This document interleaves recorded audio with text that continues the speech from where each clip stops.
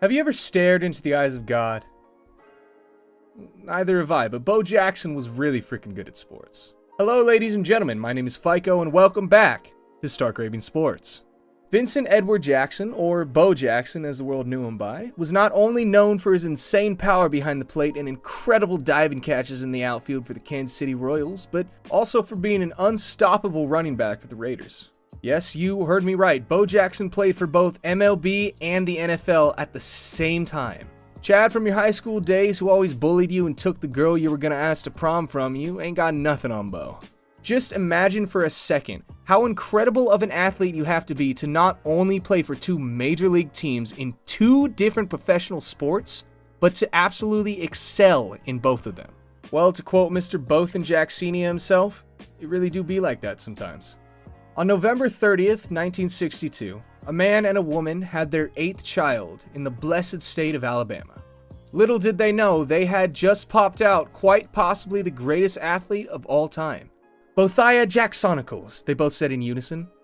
But after receiving some very strange looks from both the nurses and doctors alike, they decided to shorten it to Bo Jackson. As Bo grew up, everyone around him started to realize the potential he had at becoming an absolutely incredible athlete. Some of his biggest achievements in school being his incredible 1,175 rushing yards as a high school senior running back and hitting 20 home runs in only 20 games. That's an average of 1 home run per game. Insane. The man was so incredibly OP that God released a patch to try to nerf him, but the Angel devs ended up accidentally buffing him instead. Fresh out of high school, the New York Yankees attempted to draft Bo's second round, but he refused and instead decided to go to Auburn University first on a full football scholarship, as he promised his mother he would be the first in the family to go to a major college. To no one's surprise, this absolute legend of a man excelled in every single sport he participated in, having a career 4,303 rushing yards and setting the SEC record for an average of 6.6 yards per carry. Not only did he have the brains and the power to decide where to go while running and plow through anyone in his way, or smash a home run over even a 30-foot tall right fielder, but he also had the speed.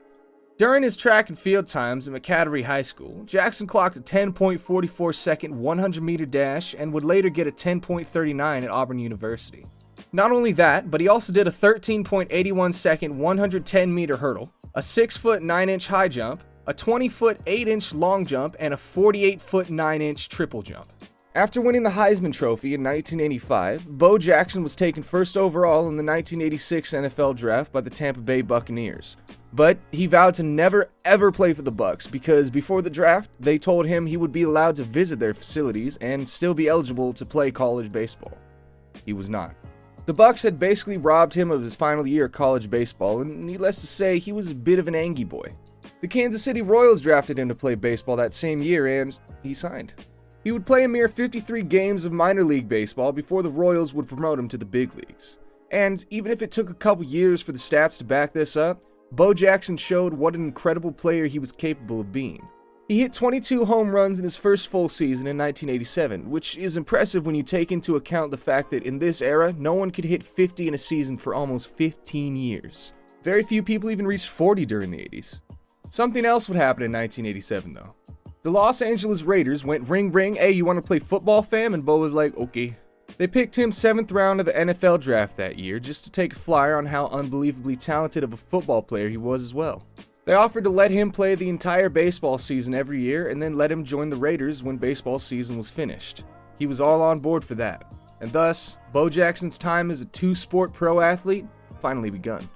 In his 1987 NFL season, which he only played 7 games in, he rushed for 554 yards with 4 touchdowns, while also adding 2 more receiving touchdowns on top of that.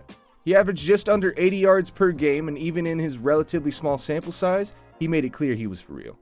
You've probably seen this 91-yard touchdown run he broke off that season. To the 20 and out in front, and only one man to beat, and easily can't run him down. He had the angle, but there goes Bo. 1988 would be the closest thing to a down year Bo would ever experience in his prime. Even then, he still hit 25 dingers during the baseball season. But 1989 would be something else entirely. In 1989, Bo Jackson rushed for 950 yards in 11 games during the football season. He finished 12th in rushing in the entire NFL in playing 4 or 5 less games than every other average running back ahead of him. If he had played the full 16 games, he was on pace for about 1,382 yards, which would have bumped him up to third. And that may not have even been his best year he had between his two sports. On the baseball field, Bo Jackson hit 32 home runs, drove 105 runs home, stole 26 bases, and finished 10th in the AL MVP voting. He also hit an absolute nuke of a home run and stole a base in the All-Star game that year. Ronald Reagan, the former president of the United States, was in the broadcaster's booth at the time of the home run and was quite impressed. Guess you could say Reagan was Ray impressed by that Ray home run. In terms of more advanced metrics, Bo Jackson had a 124 OPS plus in 1989 and a 142 in 1990. OPS plus, if you're unfamiliar, is a great stat to compare every hitter in baseball at a particular time that adjusts for every year and differences in stadiums. Average is 100 no matter what. So that means Bo went up 42% better than the average hitter at his best. On top of that, he was a Pro Bowl running back in 1990 despite only playing 10 games that season, becoming the first and only pro athlete to be named an All-Star in 2 sports. That means he was statistically a hitter 42% better than the average and a consensus top running back in the NFL at the same time. This is the living embodiment of a game-breaking glitch. Bo Jackson was a glitch in the Matrix, until it all came to a screeching halt. And apparently, Bo Jackson, shaken up a bit, has not gotten to his feet as yet. That was a 34-yard run by Jackson, who does not appear to be seriously injured. That injury would end his football career right then and there. It could have very well ended his baseball career too, since on top of the injury in the first place, the Royals released him during spring training because they didn't want to pay his contract after he hurt himself playing another sport. The White Sox would pick him up that year, where he would play 23 games and hit 3 home runs before his hip replacement surgery. A man who lost all the cartilage in his left hip still hit 3 home runs in the big leagues before having it taken care of. If we didn't establish how much of a freak of nature this guy was already. If it wasn't obvious, Bo was never the same after that. He would never play a full season of baseball again and would be out of the sport entirely after 1994.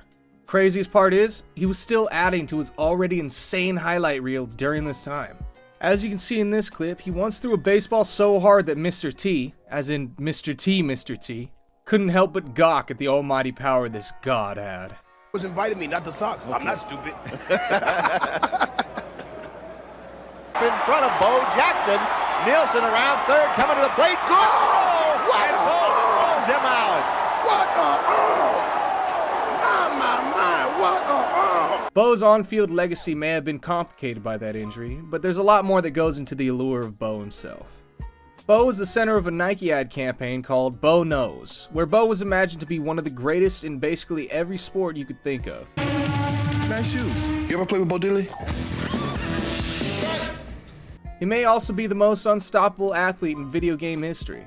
In this game, Tecmo Bowl for the NES. Good luck ever tackling him.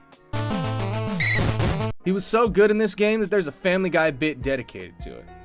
On the Raiders, I'm Bo Jackson, and hopefully he'll show up. That's no fair. Bo Jackson's too fast. Guys, do we want Cleveland back or don't? Oh, here we go. Going over here now. Never get tired. Change your guy, Quagmire. Change your guy. I'm trying. Peter's cheating. You're cheating, Peter. It's too long to show in the video, so we'll have it linked in the description.